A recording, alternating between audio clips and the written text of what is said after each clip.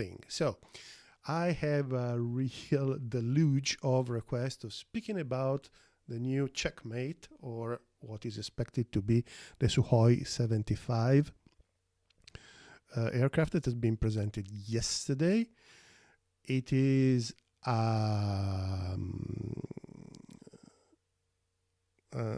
sound is good. Okay, perfect. Okay, so someone probably has.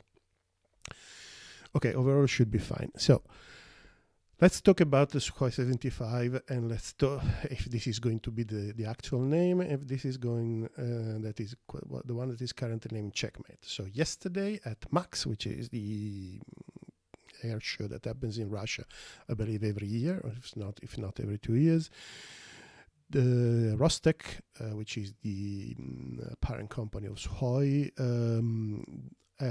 has presented a new lightweight, let's say, fighter that was, let's say, a small surprise to many. It was not well known that something was going on about that. It seems something dedicated to the export from the marketing material that they put out before. And they organized a really nice presentation. So I believe for that is going to be the case, that for all those who haven't seen the video, to watch it together, if YouTube and OBS do the job right. So without further ado,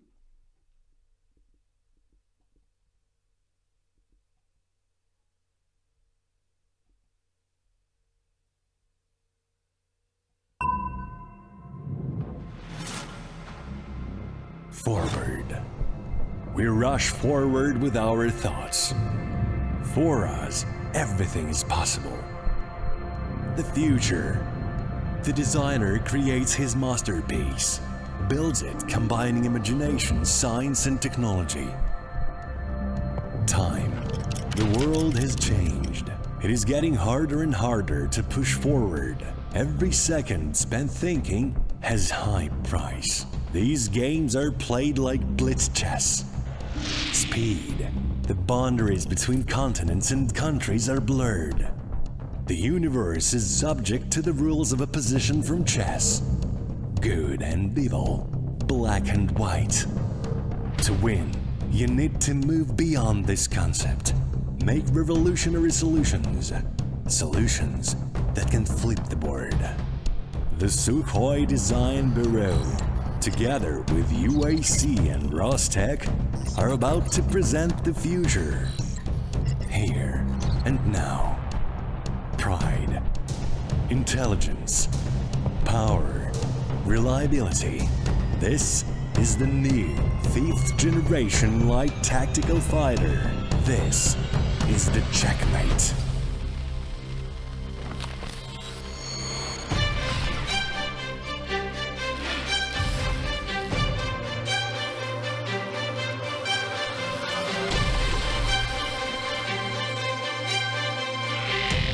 Checkmate is a project for a unique smart aviation platform.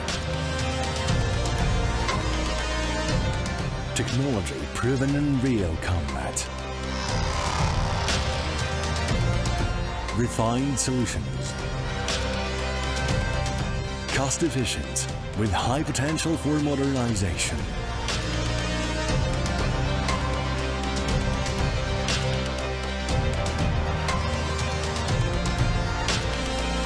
Checkmate is designed using a supercomputer, electronic modeling, digital calculations, comprehensive virtual testing.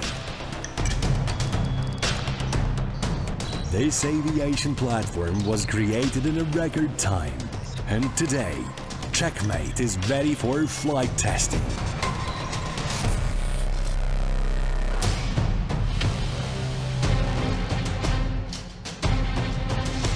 Checkmate can be deployed on difficult, high-mountain airfields, operated in any climatic conditions. Open architecture Adaptability and the wide range of additional options make it possible to assemble the aircraft in ideal configuration at optimal price. The plane comes with an automated Matryoshka logistics support system. It allows to organize staff training, lowers costs, and improves after-sales maintenance efficiency. A predictive analytics system is integrated into the system, allowing forecasting all the necessary procedures required by each aircraft in the fleet. Checkmate is equipped with an auxiliary power unit for autonomously powering its systems. The airframe design allows for easier maintenance of the aircraft. It requires a minimum number of personnel and no special aerodrome equipment. All this makes it possible to quickly prepare the aircraft for each flight and maintain a high level of combat readiness when flying high-intensity operations.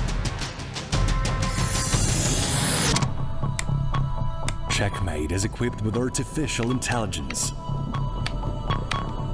The system independently conducts diagnostics of the aircraft and informs the pilot about readiness for takeoff. Systems checked. Smart crew support implemented.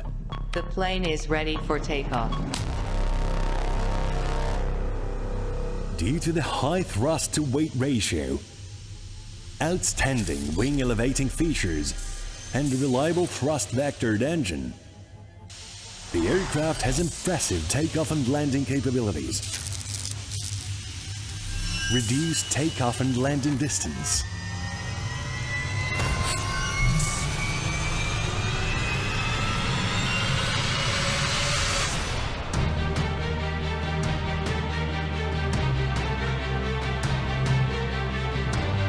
Checkmate is capable of maneuvering under up to 8G.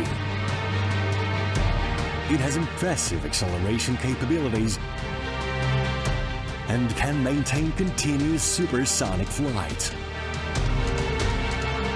It can instantly react to changing combat situations, move to the operating area in the shortest possible time, and complete its mission.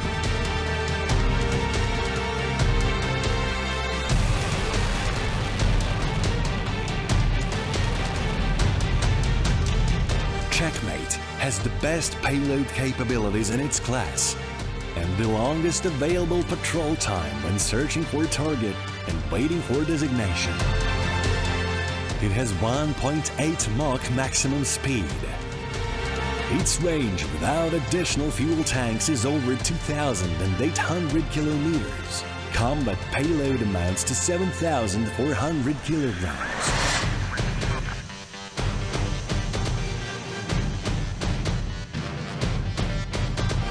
Radar stealth and an advanced multi-band passive detection system allow the plane to monitor the operational and tactical situation and reach the required distance for destroying its target undetected.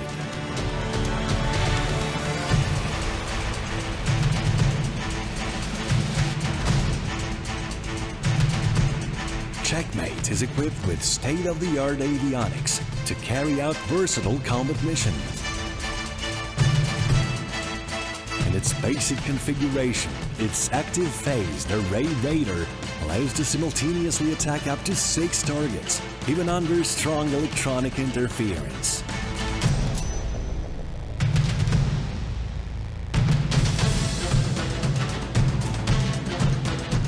The aircraft can use a full range of weapons and effectively fight against any air, ground, sea targets, and the most advanced air defense systems.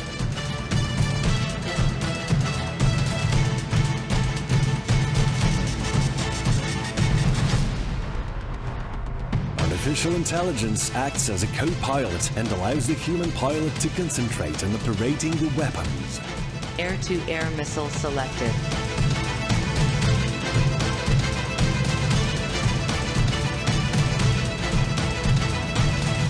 Target destroyed. Checkmate's stealth configuration is capable of carrying up to 5 air-to-air missiles of various ranges. It can effectively fight for air supremacy against a numerically superior enemy. It can detect and destroy 5th-generation aircraft in both long and dogfight air combat engagements. Its unique electronic warfare system disarms the enemy. The internal weapon base of the aviation platform can house guns. They allow eliminating minor ground targets without wasting limited high-precision weapons.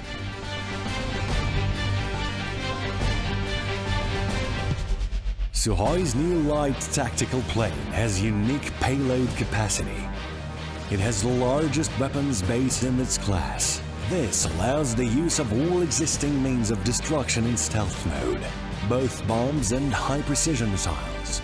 The combination of high combat payload and low flight hour cost makes the aircraft the leader in its class in terms of price and combat effectiveness. Checkmate is the combat platform of the future. An unmanned version of the plane is already being created on the basis of a unified aviation platform. Checkmate can act as a command post for a group of manned and unmanned aircrafts, united into a single system. Instantly reacts to the changing combat situation, automatically designate and complete tasks of any complexity.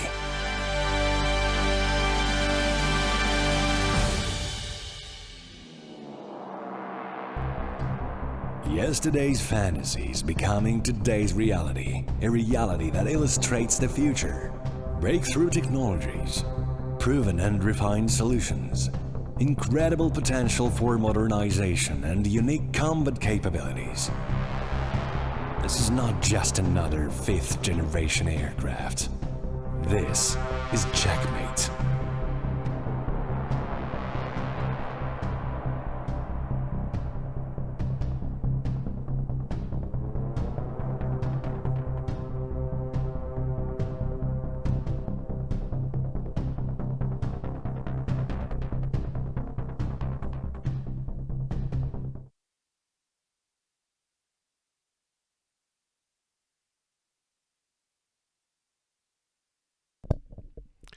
And wow, from the point of view of the marketing, well, they definitely did well. I've seen that some of you think that it was a bit cheesy. Yes, it is. I haven't seen one yet, which is not. Whoever said it was better than Windows 11 presentation, yes, guys, that's definitely true. That's definitely true. So there's a number of, there's quite a lot of yada yada yada in that presentation, but there are some interesting elements. The first is that they expect to have the first flight in 2023, which is tomorrow for these projects, and to have the first deliveries in 2026, which is probably, as usual, optimistic, will probably be 2028 to 29. If anything goes as usual to be expected. But some Russian sources, some Russian forums, and if Google Translate is actually translating correctly, they say that this one shown at the max is a mock-up, so it's just a detailed mock-up. But is they have the prototype is built and is being the prototype is built, is being tested, has not done any hasn't done the rollout or taxing test yet, but has been already built. So yes, that's not apparently is not a proper plane. It's something that is going to happen for real. Then. There are several points that we may want to address, which are I don't know. I mean, it's difficult to say anything really useful at this stage because we really have very little information. But we can do some inferences. So just give me a second.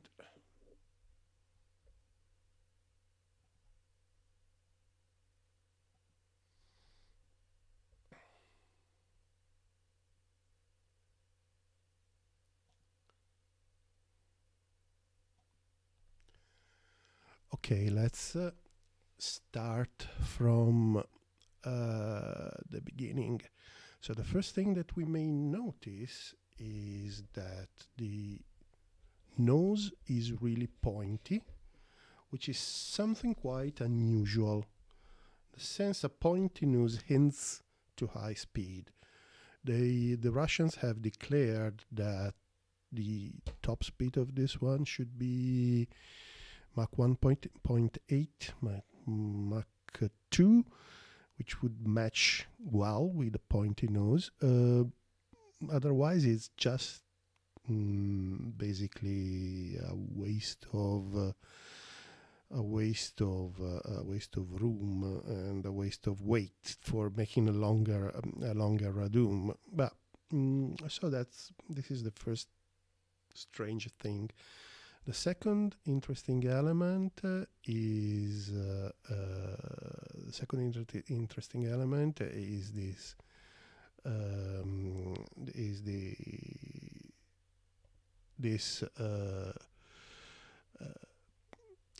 this air intake, which seems to be quite small, but if you if you consider that it's pretty much enveloping the entire structure, probably the frontal surface is not as small as it may seem optically. It seems to be a DSI intake, because here on the corner here you see that you have the typical corner where the boundary layer bleeds out of a DSI intake. So it doesn't use mobile ramps. So we have already spoken about in the videos about the DSI intakes. The DSI intakes are type of intake that around subsonic and moderately supersonic speed are almost as efficient as conventional intakes, but they don't have a separator or mobile elements, and so they're lighter and they're simpler to build. They seem that they have used this one. It also reminds me quite a lot the solution that they had with the previous MiG 1.44, and now remember that Sukhoi Bureau and the Mikoyan Bureau are both under Rostec, so it's a matter of branding. Okay. Then there is stealth. In this case, this really looks like a stealth plane. It's not.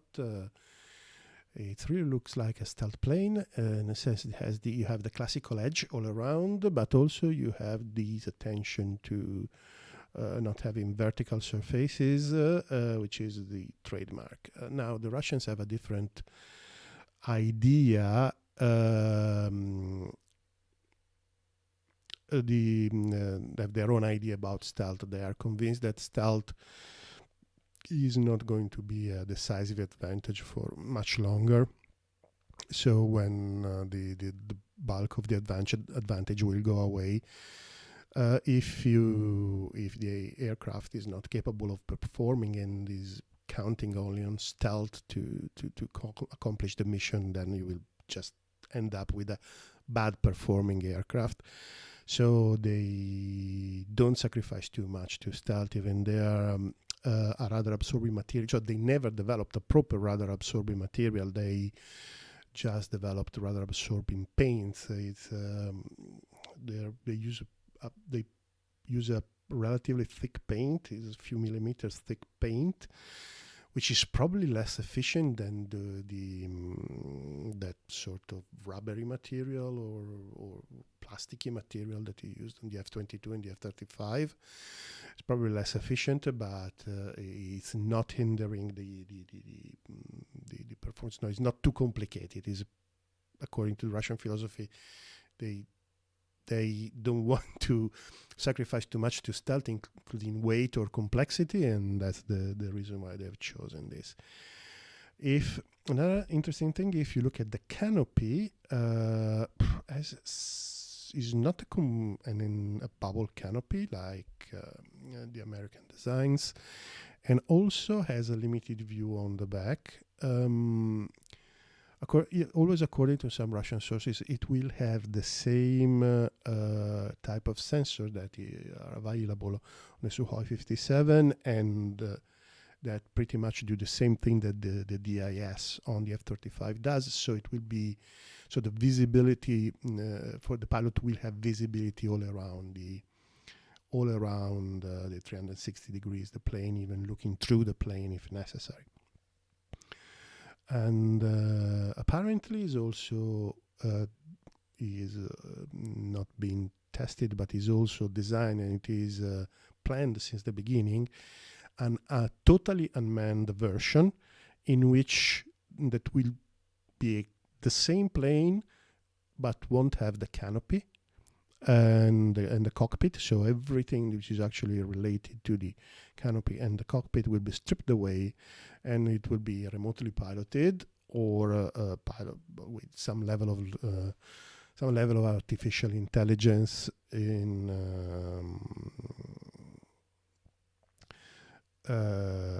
some level of let's say artificial intelligence to do the job. Another interesting element, I don't see any leading edge extension in here, in the sense that this part seems definitely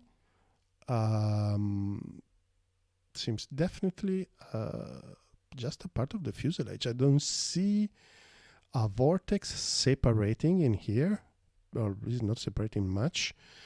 So probably the wing is working like a conventional Delta, which could be news.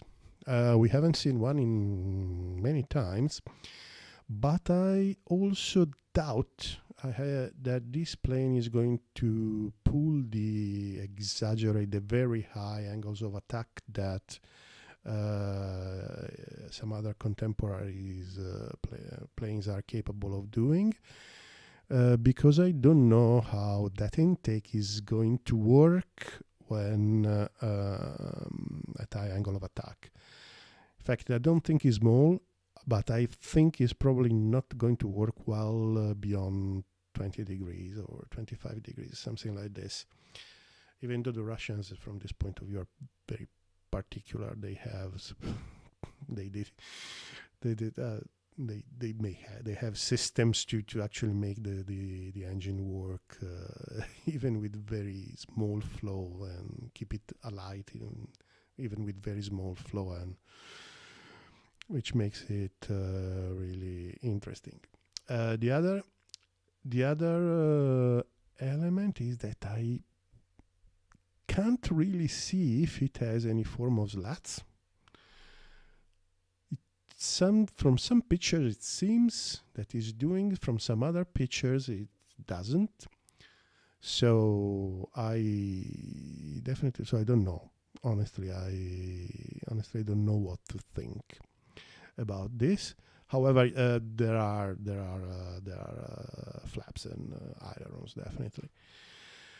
And another interesting element that you can see visually from the configuration is the fact that it doesn't have vertical and horizontal tail planes. This is the classical rudder Vator configuration, and they're probably completely mobile. They really look like the Su-57 vertical planes. And yes, that's because, today, once it was configuration that was considered a bit difficult to fly, when there was no computer, today is not really a problem. I mean, the common coupling problem that they have is quite severe, but you can have a computer, especially if you also have the transvectoring, you can have a computer pretty much compensating all of that. This Now, I would like you to, this is stop that it's a frame capture that I made from the video. Now, the perspective is actually very, altered, but please notice how backward are the wings. And so the center of lift of this thing is going to be quite backward. This means that also the center of gravity will be quite backward. And considering that in this area you are supposed to have probably the weapons, some of the weapons at least, it's position of the center of gravity of this excuse me, the position of the center, the relative position of the center of gravity and the center of lift is, yeah, it's quite strange. It seems quite anomalous. I wait to see the actual prototype, the definitive prototype, because it seems a bit strange to me. Seems everything a bit too backward. But that's quite particular. Another, always on the visual aspects, I think that probably the most interesting part is the tail. So they have confirmed that it is going to have thrust vectoring, but you have these two flippers in. Oops. You have these two flippers in here, no? These that on the both sides of the nozzle that may well interfere with thrust vectoring. So sideways, you don't deflect the jet too much, probably. Up and down, no problem. Sideways, not much. And however, they definitely do help screening the engine from an infrared point of view. As you can see, the nozzle has serrated panels, like on this Delia 30, which is and the reason is exactly because the production engine for this one is confirmed to be the Delia 30, the same as the Sukhoi 57, which is going to be particularly powerful. If this is supposed to be in the class of the 20 tons, and with an engine with like the Delia 30, this is going to be. It's going to have an excellent thrust to weight ratio, probably. No. It's confirmed it's going to be 360 degrees. The vector Alpha Dog saying this. No, it's confirmed to be 360 degrees. It is in the official material. Now these two elements seem to. I have the impression that they move somehow. They could be some additional control surfaces they have on the back. I mean, again, some unconfirmed sources say that on this one, on the Checkmate, the principle, the thrust vectoring will be used to trim the plane to avoid as much as possible, as humanly possible, to deflect the aerodynamic surfaces, because this contributes to the long range and contributes to the stealth of the aircraft. So this is the reason why is probably accredited with such a long autonomy. They have declared up to 3,000 kilometers, which seems definitely way too much to me. But with the considering that this Delia 30 is a variable bypass ratio engine, which means that if you're not flying supersonic, if you're not super cruising, and you can coast along, saving at a lower speed, it may close the efficiency of the civilian engine if necessary, and then just become a fully fledged military engine when necessary. So this, combined with the trimming without deflecting the surfaces, it's possible that this is going to be an aircraft that is not going to be very thirsty. It's going to save. Is going to be quite. It's going to save quite a lot of fuel for the same performance. So that's the element. Also notice that this cut really reminds me of the cut that the Su-57 has, and so the Su-57 has always been criticized for that cut not being stealth. Apparently the Russians don't care at all, pretty much. This is because they have replicated this as well. And finally I managed to find this. I'm sorry, the credit is I'm sorry, I don't know who to credit this, but it is I think is really funny. Okay, we have a few other points to discuss. Just bear with me a second.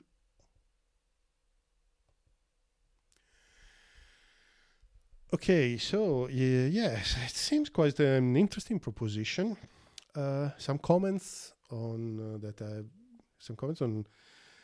some answers to the comments, and some suggestions that I've seen on the chat while it was going. Why they declare it for 8G, which is definitely low compared with what the other planes can do.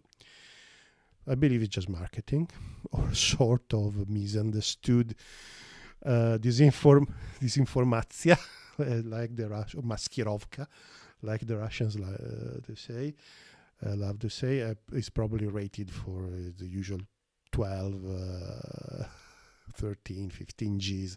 As anything else, they just declare something strange to make us. There's no way it is designed for a maximum load of 8 Gs. No way. Zero. It would be very stupid.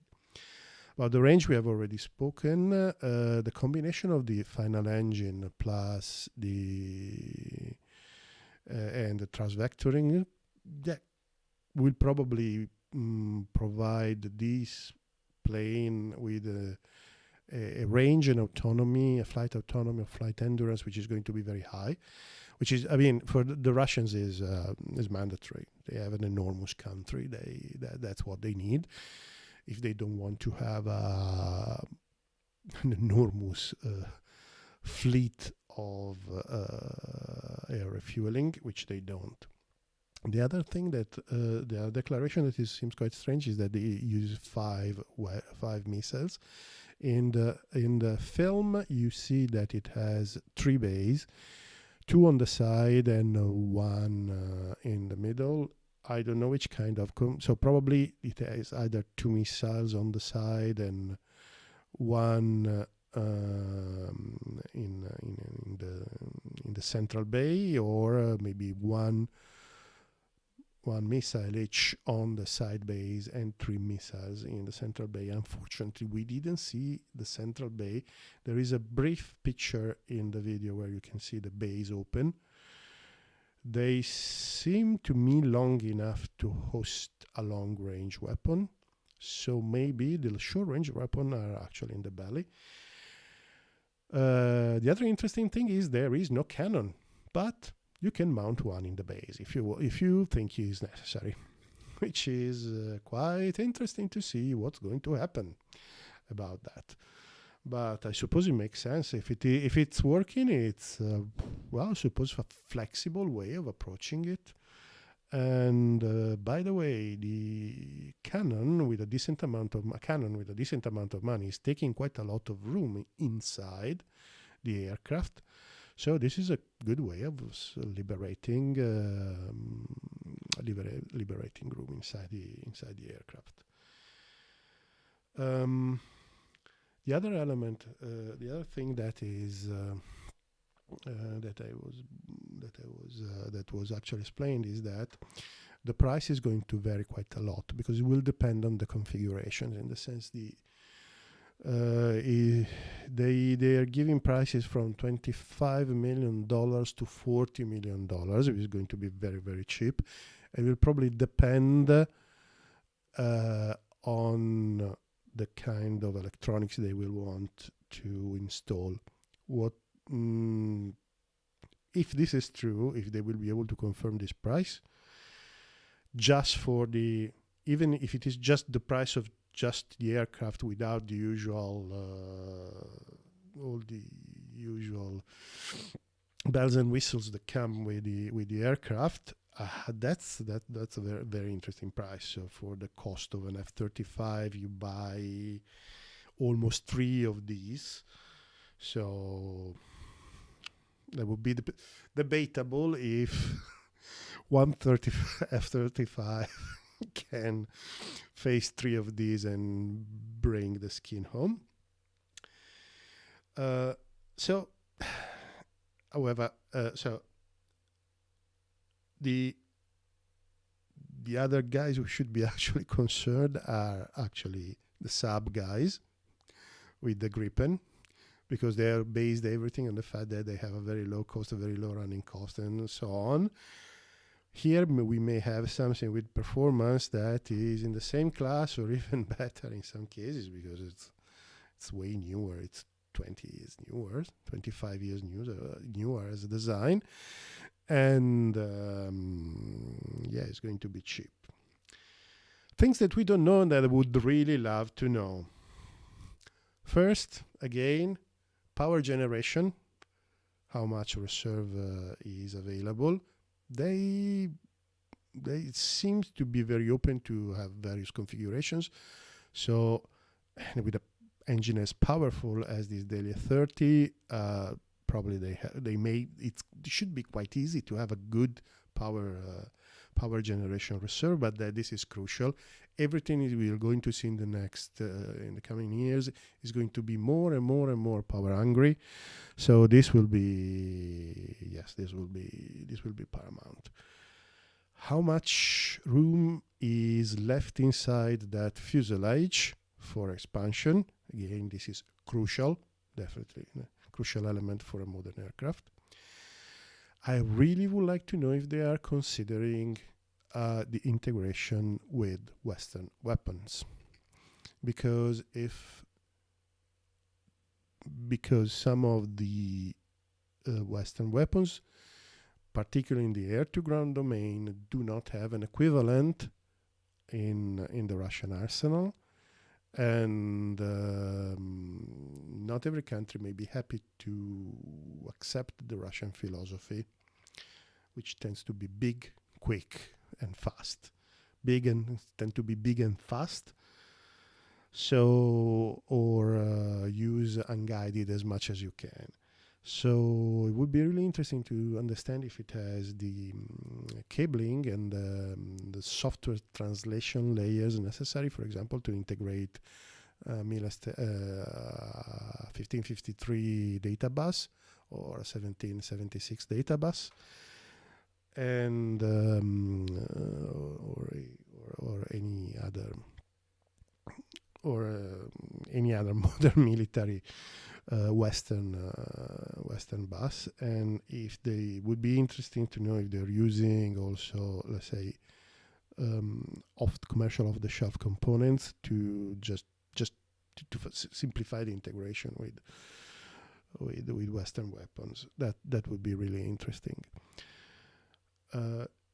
The other thing that I would like to know is definitely why it is a pure delta, because the only reason that I can see is because this one is going to use transvectoring much more than it has been ever used before, because otherwise it doesn't seem a great choice to me. Then I'm probably not sure if they are telling the truth entirely on the performance, because this seems an aircraft designed to go faster than Mach 1.8, and actually they have declared the super cruise will be around Mach 1.4, 1.5, so because it will be super cruise capable, and at 1.5, but it seems something that is designed for definitely for speed. And I'm also really curious to see the variant, without the canopy, without the cockpit, the variant that is actually remotely piloted or piloted by artificial intelligence. That's if they make it work better than a normal drone works, that could be really a game changer. Not probably not those small thingies that they are toying around now. The other things that could be a game changer. But anyway, so this is what I am saying now, and I feel like saying now that but everything I said could become very old in a matter of weeks. So I don't know. We really need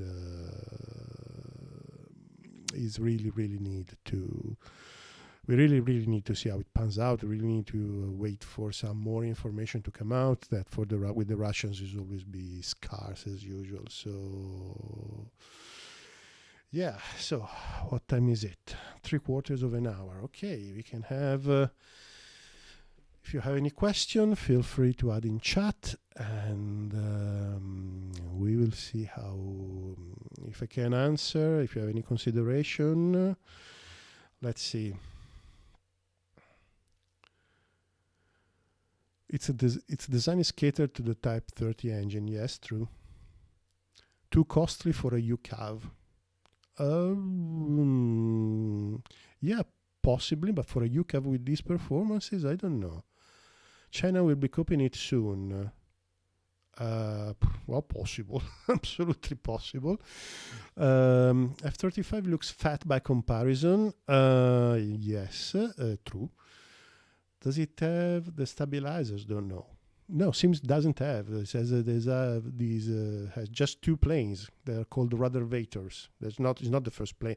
The first planes that had this kind of tail go back to the 60s. There was the French training jet, the Fuga Magister, was probably the first operational jet with ruddervators like this, and it was totally manual. Which role do you think they will have this plane? Is be a cheap multi-role plane for export or for no, this is a multi-role. They're selling definitely as a multi-role. I think is an F-35. It should cover the same role as the F-35, but a much lower price point. The Russians will buy it. Will be part of a classic high-low mix. Well, too quick. Can you please ask Otis to get more information? I suspect he's doing already. Will the air intake get a protection system for takeoff? Considering that the nose gear is way backward from the the intake, probably not, because everything that the wheels are going to throw around is probably not going to enter the intake. Why Russian style design always looks less polished than Chinese or American ones? Yes, because they don't think it is so important. They believe that some reduction of RCS is beneficial, obviously. They don't believe that it's necessary to sacrifice everything and build the aircraft around stealth, because they believe that is slowly going to become less and less relevant. Care to speculate if it is capable of carrier operation?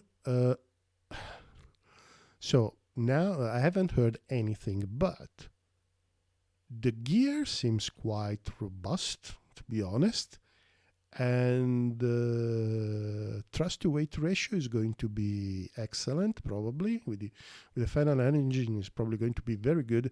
So it would not be too far-fetched to think to a naval version, definitely. If not 1.8 Mach, what could be the potential speed? So above Mach 2, but what I'm thinking is probably that the SUP will be capable of super cruising or in general operating much above Mach 1.8. Sorry, around Mach 1.8, 1.9. So that's what I'm saying. Probably be very expensive in terms of fuel, but yeah, that's the impression that I have. But that mine, it's an impression, and it's what it seems to me. How about getting a? Thank you very much, Fullback. What about if you put a Rolls-Royce engine on this plane? I don't know. Depends on the engine, but potentially why not? I think it will be Fullback. I think it will be a modular design. It is Sukhoi, so they will use parts and know-how from PAC-FA program. Definitely. I have seen this feature now that you can see through the fuselage is definitely from the PAC-FA, and there are a few points of contact. By the way, there's something that I didn't tell you that there was an impression that I had. So far, every new design that we have seen seemed sort of a copy of the F-22. This seems a copy of nothing. This is the first really original design that we have seen in a while, which is, I believe, worth mentioning. Don't know if it's going to be good, bad, how it's going to turn out, how it is going to turn out. Maybe it's going to be, maybe in 5 years' time or 10 years' time, we will be in a live stream with me with more gray hair saying that it's been a failure, and it was clear since the beginning that it was going to be a failure because I have totally forgotten this live stream. But anyway,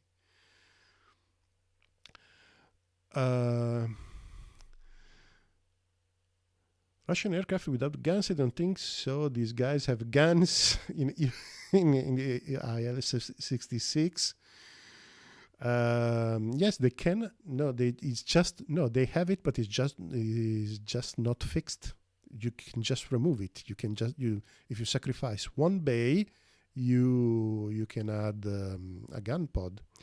But let's suppose that you can put a gun pod in the side bays, then you can have two guns, and that would be very Russians. That would be very, very, very Russian. There isn't a Western equivalent. So far, no, because if they manage to do everything they say, this is a 5th generation with a sparkle of 6th. That's definitely advanced. The Western equivalent is the Gripen or the F-16. No. This, if it works, is definitely going to be more advanced. The new MiG-21 F-16 in the stealth age? Yeah, potentially very, very, very early to say. Is it a good dogfighter by your opinion? Who knows?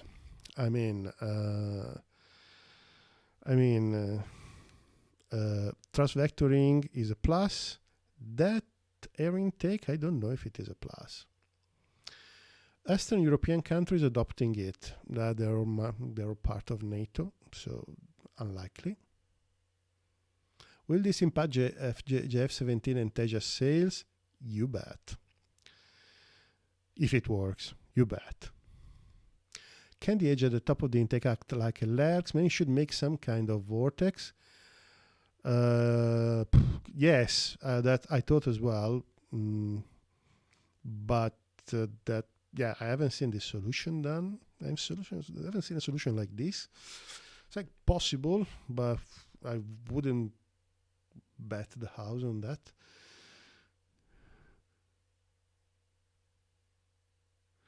How infrared search and try round engine cowling and non-serrated gear doors will affect its RCS. Yeah, but that copes with the philosophy I was describing before. Stealth is useful as long as it doesn't get in the way. So I don't think the Russian care too much about that. Gripen is in trouble. I think so.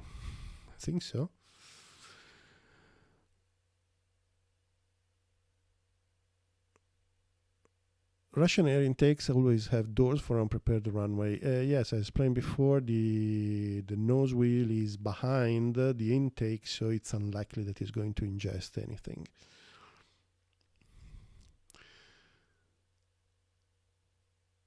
What can be the problematic stuff which affects that it works? A, the engine not being ready, but it seems that finally they're pulling it off. So as usual, it's with this Delia 30, they're trying quite a lot of interesting and advanced stuff. So it's normal that it's going to, the teething problems are severe. Expect to have severe teething problems in all these high technology projects. For a trainer is not going, you should expect not to have those, but for these things, expect to have quite a lot.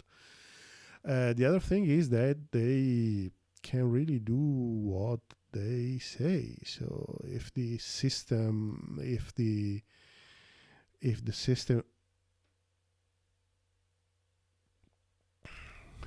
okay, fullback, thank you for the super chat. If they can make this work in a timely manner, it will be a slap in the face for the other competitors like the US, Sweden, South Korea, Japan, Turkey. Yes, it is a potential slap in the face if they make it work. It's the Lada Niva of the Russian Air Force. Get those likes up. Yeah, thank you very much. This doesn't look to me as an equivalent to the F-35, but a counter to the F-35, probably aimed for similar detection range, but better agility speed to better the F-35 where it is weak. Could be. Yeah, could be the thinking behind this, definitely. They for the Sukhoi 57, they have they definitely wanted to have an aircraft that was capable of giving a run for its money to the F-22, and they may have done the same for the F-35. Is the low-cost requirement going to affect the stealth capabilities? I can't imagine the stealth paint being cheap for maintenance. It's a paint. It's not a material. It's not a layer. It's something that you spray, and when it's worn off, you respray. So it should be easier than the American solutions.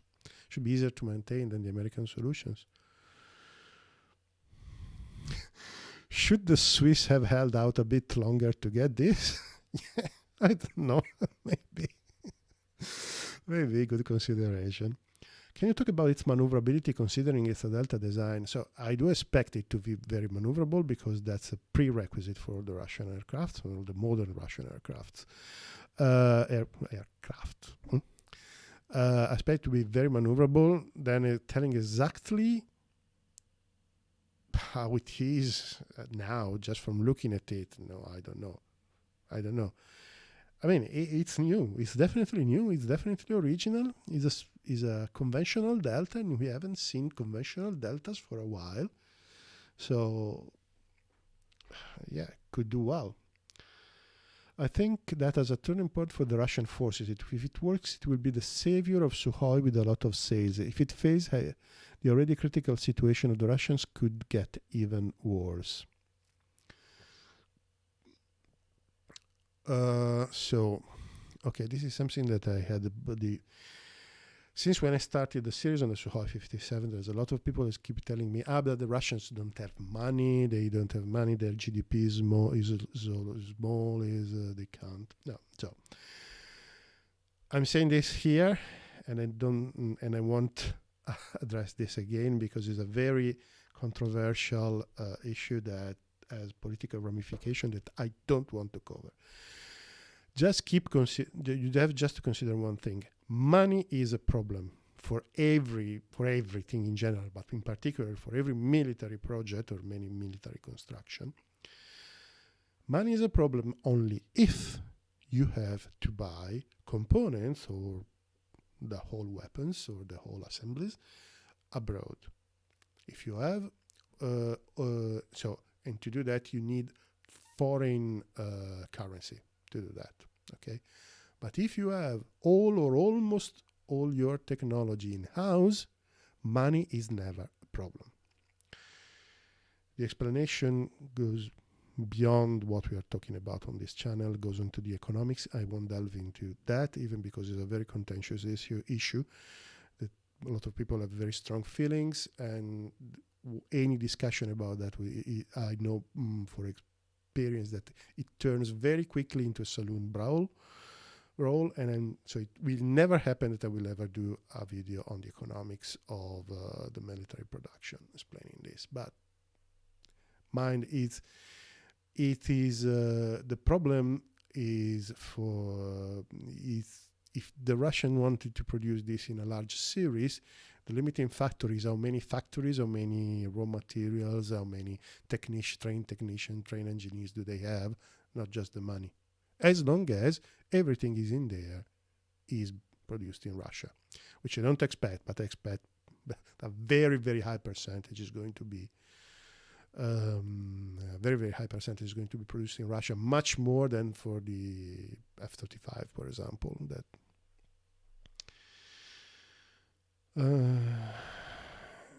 when is the video coming on HAL TEDF design? When there will be at least a prototype, okay? And when if they do a presentation like this, we can have another live stream probably. Absolutely love your channels. Thanks for all the hard work and the insight.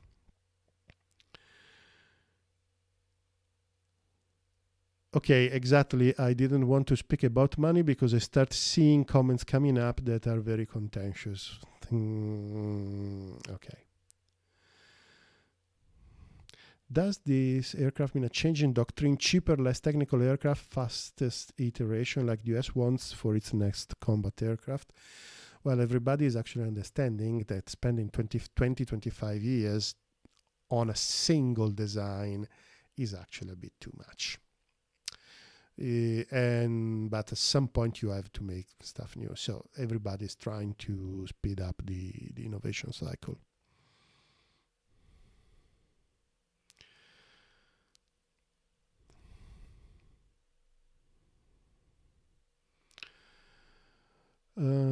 Ask about this plane battles in general. What kind of additional options would be available? Optional AISA, jamming. What about avionics? We don't know.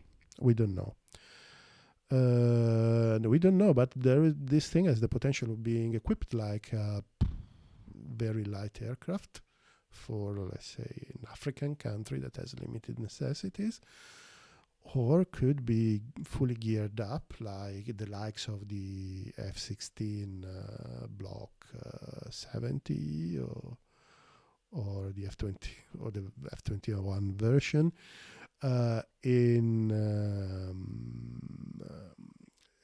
for the more sophisticated customers.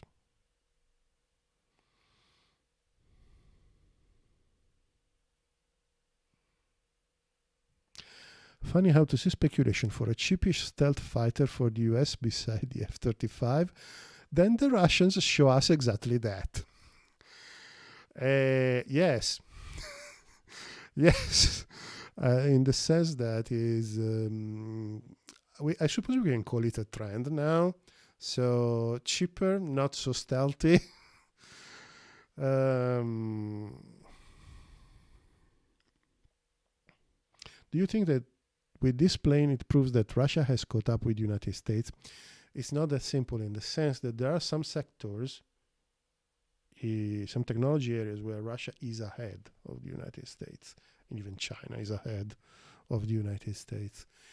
While there are some other, while overall the United States are ahead of everyone, overall on average, there are some specific sectors where the other powers are even more advanced. For example, yesterday, the news was sort of shadowed by this presentation of the new fighter, but for the first time, a Zircon missile, which is the hypersonic surface, the hypersonic, and it's it's the hypersonic surface to surface or anti-ship weapon that is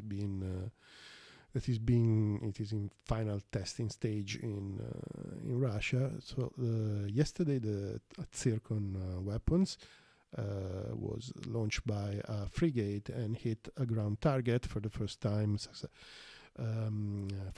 Successfully demonstrating this capability and flying. They say a speed around Mach 7, but there are other sources that say that the speed of the weapon is more Mach 9 than Mach 7. So the United States, as far as we know, don't have demonstrated anything like this as yet. They're trying to catch up. They have a couple of programs that are trying to catch up with this, but this is nearly operational, and they just need to start producing it and to deploy it on their ships. So yes, there are another area where the Russians are extremely advanced is jamming technology, and this has always been, even during the time of the Cold War. Russian jammers has always been considered particularly effective, and they have quite a large body of knowledge in this area. So, what we have seen in the last at least two decades is a closing of the gap. Is definitely a closing of the gap between Russia and the United States. A full parity, I don't believe will ever be achieved, because probably the Russians are not even interested to have a full parity, nor the Americans are interested in all the Russian technologies, probably.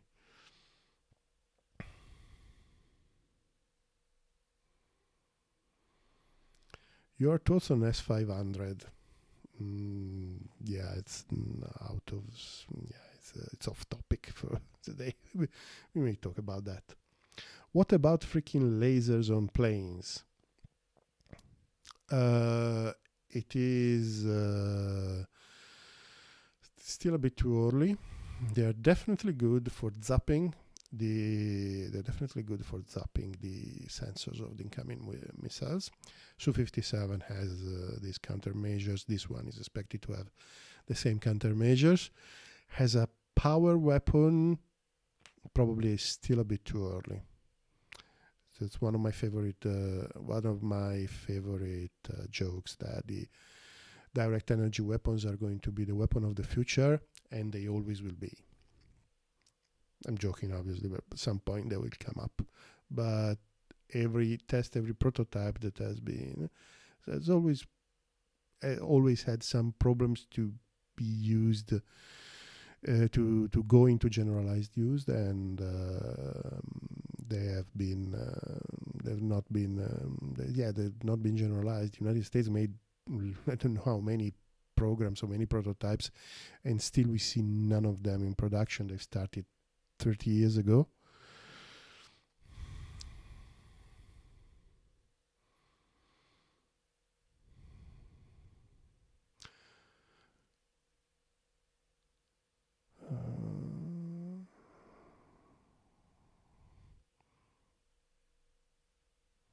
The Sukhoi Su-75 comes as standard with 200 wing as 500 batteries.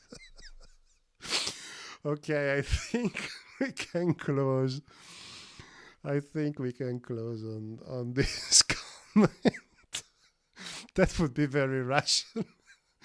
That would be the ability to actually mount to S5, S400, S500 missiles under wing. That would be very Russian, I suppose.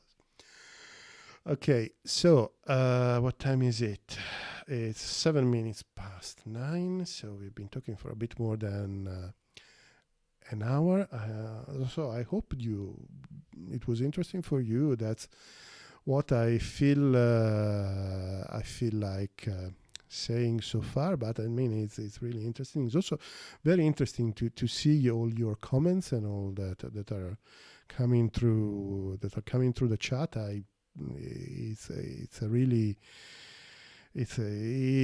interesting. There are a lot of interesting jokes which I always appreciate. Being Italian, I always appreciate a good joke, and but a lot of very interesting considerations. And I definitely want to mention, and I'm always surprised how good is the audience that the channel has. So I hope you enjoyed this live stream. Thank you very, very much for watching, and see you the next time. Bye.